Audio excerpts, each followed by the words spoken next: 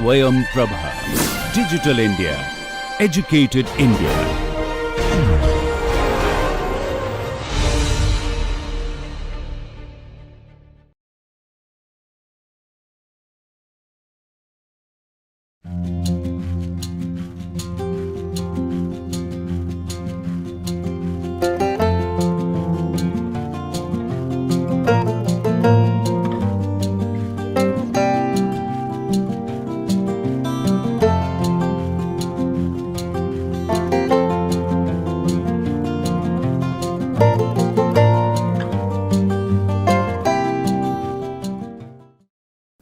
Okay, welcome everybody again to one more lecture on the introduction to soft matter. Last time we were discussing the 6 tests that are important for distinguishing the behavior of classical elastic solids and classical viscous fluids. And then we asked ourselves a question as to when we put a viscoelastic material to those same 6 tests, what will be our result. So, we had stopped with this diagram where we had said that the response, and I am just going to draw this diagram one more time beneath it, that if you have a viscoelastic response, can we draw qualitatively a diagram which will represent that behavior. And so, here we are giving a stress test and then the stress is being relaxed. So, we are going to measure the strain, and what we will find is that this first an immediate increase in the value of the strain, which slowly increases over time, and when the experiment is completed, this is going to come down and relax. Now, when it does that, this graph will register somewhat of an instantaneous recovery in the strain, and then this graph will continue decreasing over time, and this is your qualitatively how the behavior of a viscoelastic material occurs.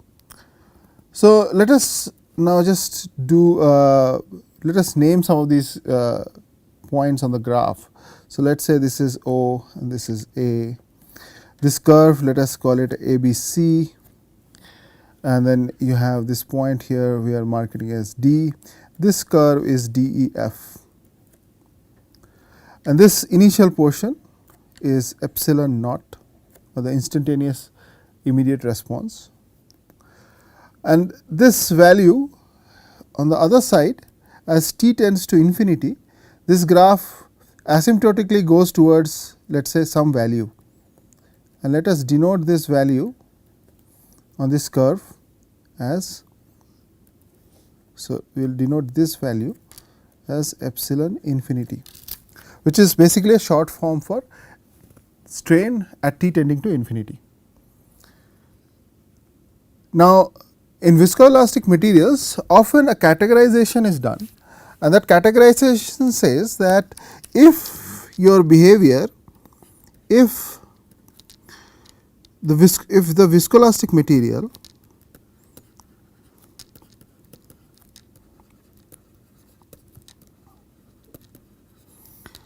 behaves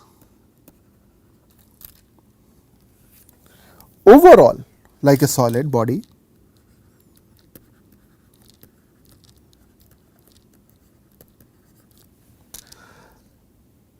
then this epsilon infinity will tend to 0. We add a new page. So, this material, this kind of materials where all of the strain is recovered over time behaves overall as a solid body, because in a solid body when you release the stress, all of the strain is recovered. So, this kind of materials are also often called viscoelastic solids.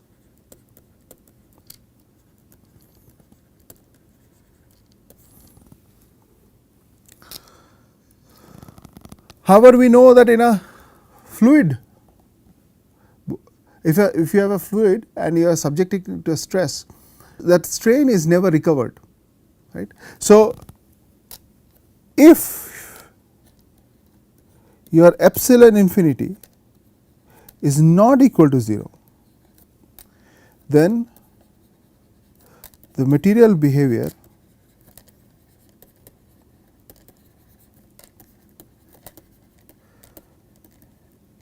is said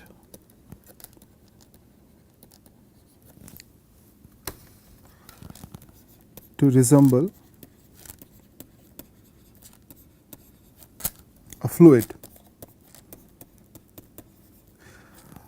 And this kind of materials are going to be now called, and I do not think you will have to take a guess for this, you will just call them a viscoelastic fluid.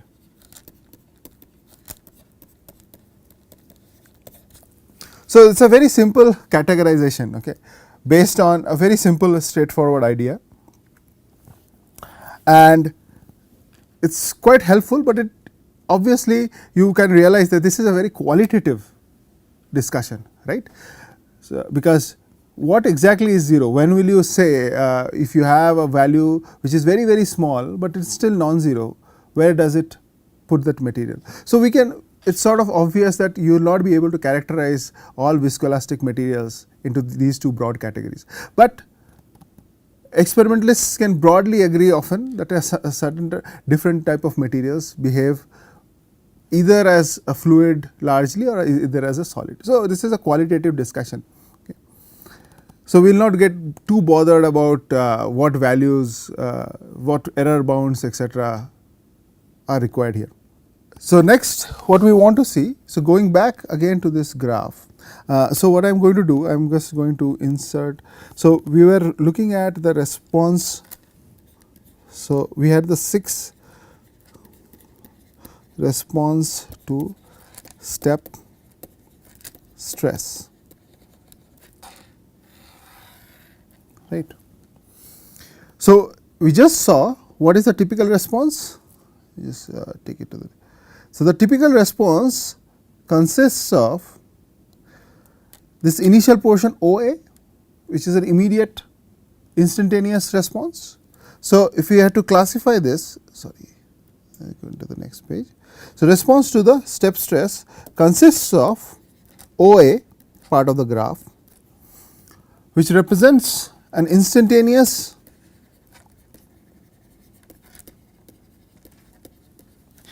response or an elastic response.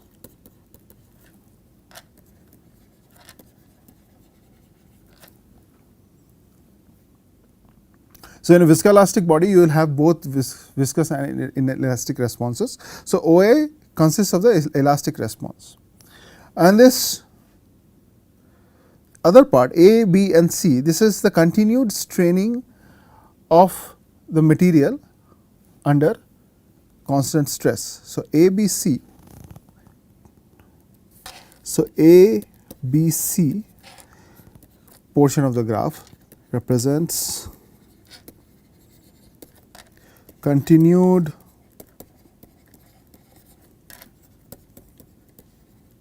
straining under constant stress.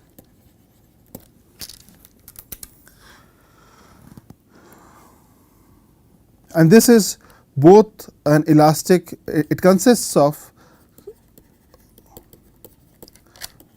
both viscous and elastic responses, and we will see why that is.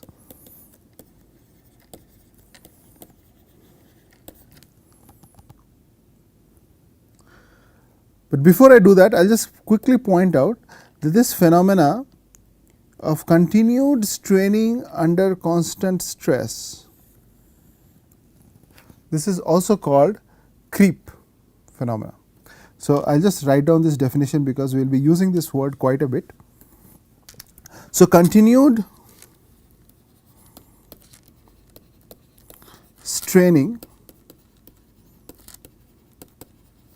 or flow, if you want to use that word, under constant stress is called creep.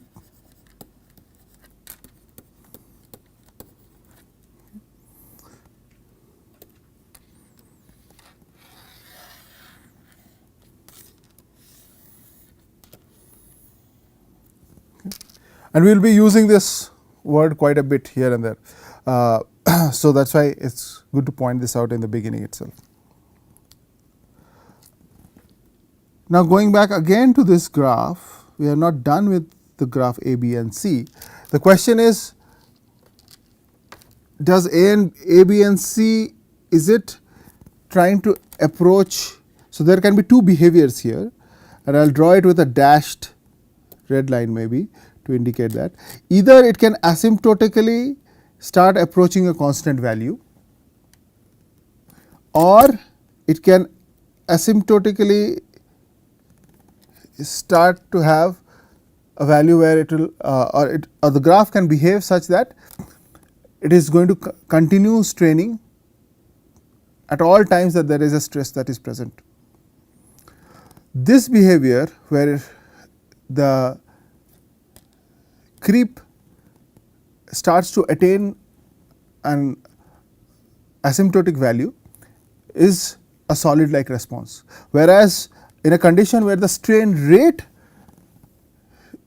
starts to reach a constant value, that is a solid like behavior. So, we can say that if a material is solid like,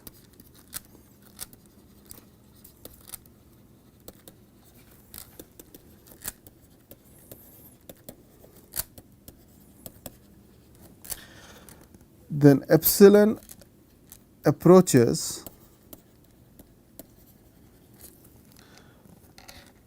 epsilon naught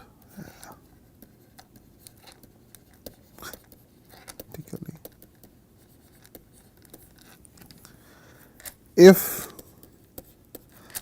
material behaves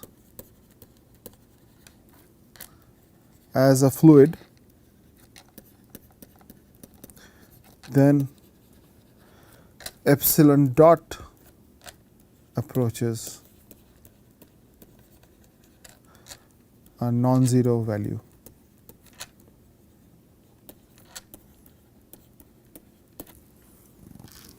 Right. Once again, these are qualitative in nature. We are just breaking up that response into broad features that we often find. So, remember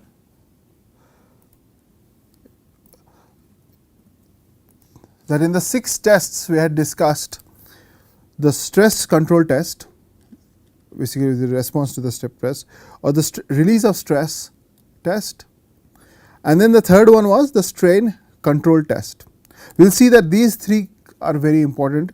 The fourth one will also give us very important insight into the material. The 5th and 6th we will also briefly discuss today. So, now we want to look at response to, so this was response to stress release. Sorry.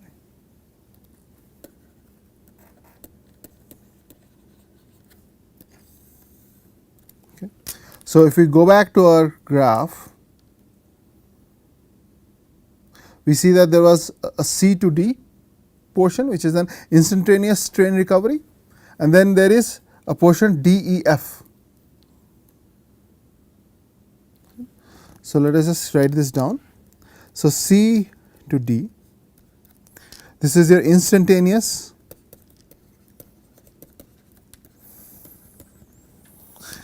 strain recovery.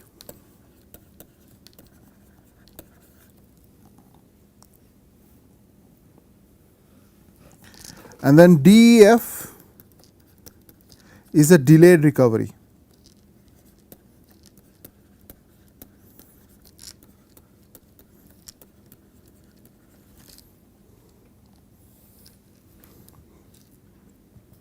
Right. and we had already discussed that this DEF can approach a value of 0 at large times, or it can approach a non-zero value at large times, which depends again on the type of material. So, now given this, we have discussed qualitatively how the materials respond. We are ready to go back and quickly give a visit to the classical elastic solid and the classical viscous fluid and compare it with the viscoelastic response. So, we see that in the classical elastic solid, we have a situation where the stress and the strain so the strain responds to the increase in stress immediately, and you can hold on to this value till you release the stress. In classical viscous fluid, this linear relationship between sigma and epsilon naught is present, instead of as in classical viscous where you relate sigma and epsilon. In a viscoelastic material, now what we have done is we have seen that this new graph looks quite dissimilar to the both, but actually consists of a combination of what the other graphs are, right. So, this gives us a picture of how a viscoelastic material responds, and we have covered then the first two tests, which is the stress test and the release of stress, which brings us back to the third test, right. So, if we go back to our list, we have the strain control test we still need to understand. So, let us go back to our notepad and then we will look at the strain control test.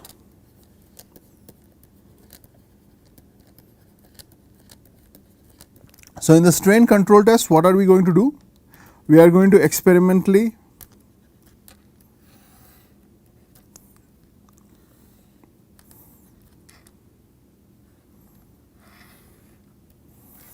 impose. So, this is your epsilon t.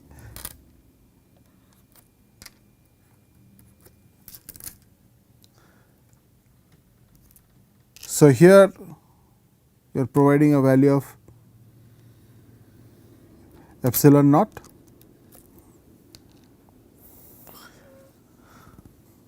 So, again here now what you will have is a situation where the responses will be the combined responses of a classical elastic solid and a classical viscous fluid. So, in a classical viscous fluid you would have an immediate stress release, whereas in the case of a classical solid you would have a continuous stress in the system that is generated. So, here again you will have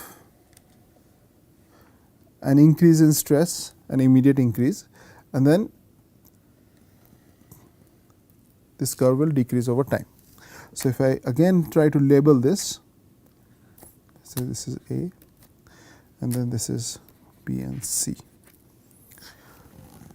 So, this OA, this is your immediate response to the stress, to the strain. Sorry. So, OA is the instantaneous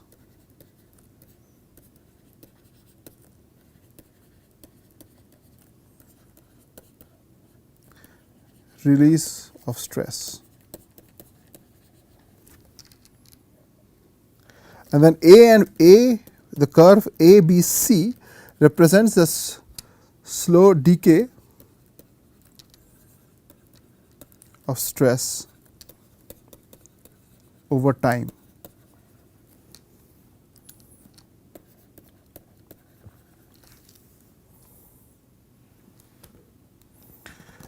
And this phenomena of ABC, so this phenomena that in a viscoelastic material the stress slowly decreases over time is called the stress relaxation phenomena.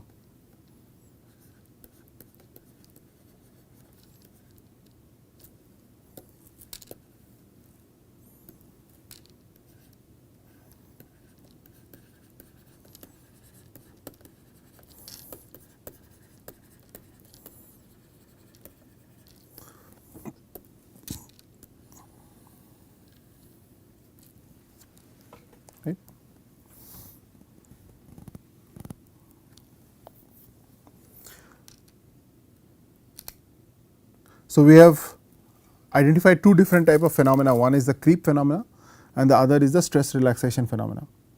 Now, since we were discussing the qualitative behaviors of viscoelastic solids and viscoelastic fluids, we should just do that again for this particular case. So, what do you think will happen for a viscoelastic solid? For this test, you will have a residual stress in the system, right. So, we will just write that down. So, in viscoelastic solids,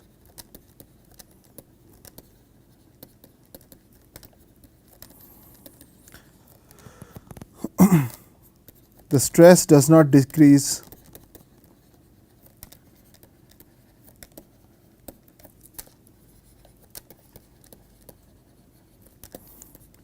to 0 over large times and reaches a finite value.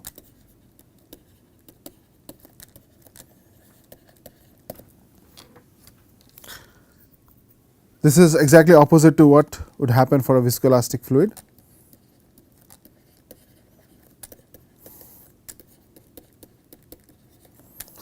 The stress relaxes and approaches 0 over large times.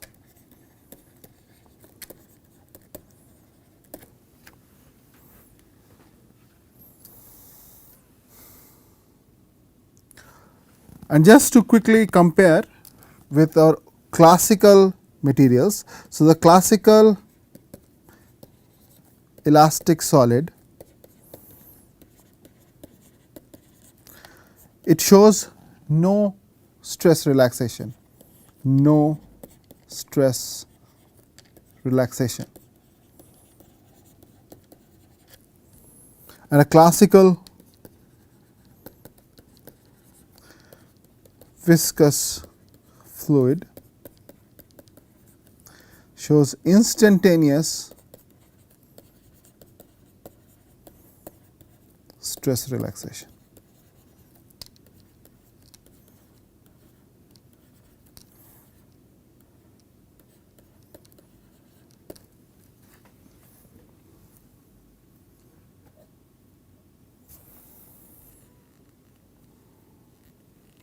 So, if we go back to our diagrams,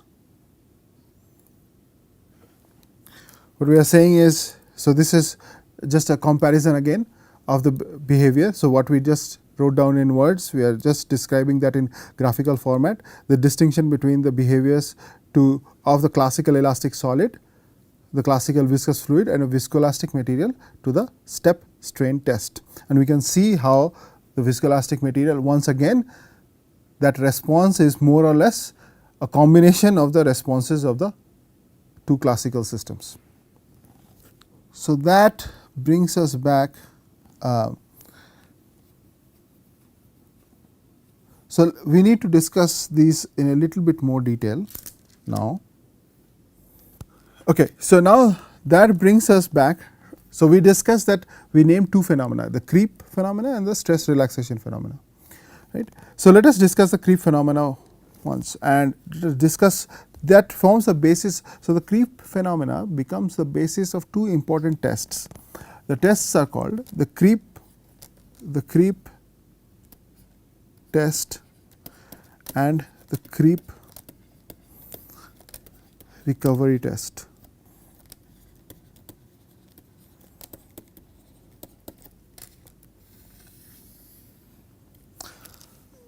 So, in the creep test, what you are going to do is you are going to apply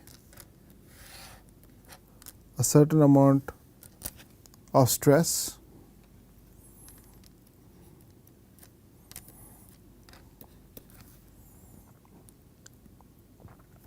and in the creep recovery you are going to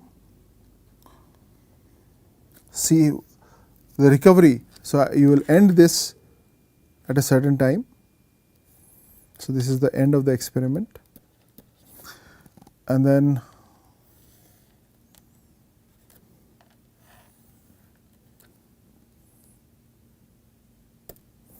we will have graph that we just got accustomed with, and then we will watch it decay. Right. So, the first part is the forms when you apply a known amount of stress is called the creep test, and the part where you end the experiment and you release the stress is the creep recovery test. So, this curve is in common parlance is given. So, this creep is obviously a function of time, and it is also a function of the stress that you put. It is typically denoted by J in most of the literature. So, this curve J T comma sigma is called the creep function, or creep response function, sorry, just a second. It is called the creep response function, or simply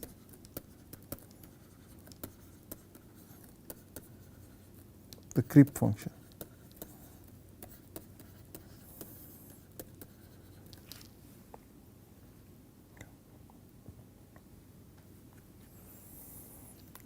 And similarly, for the other test, you have the stress relaxation phenomena. So, for the stress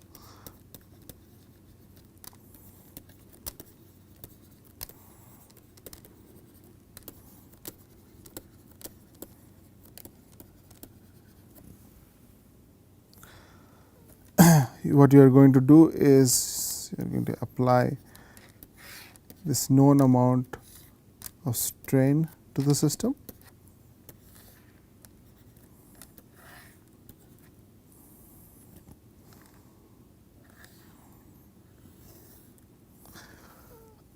This curve, which we had labeled separately as ABC. So, now you see why we had broken up the curve in different parts. This curve is again a function of time. It is again a function of the imposed strain, right. So, this curve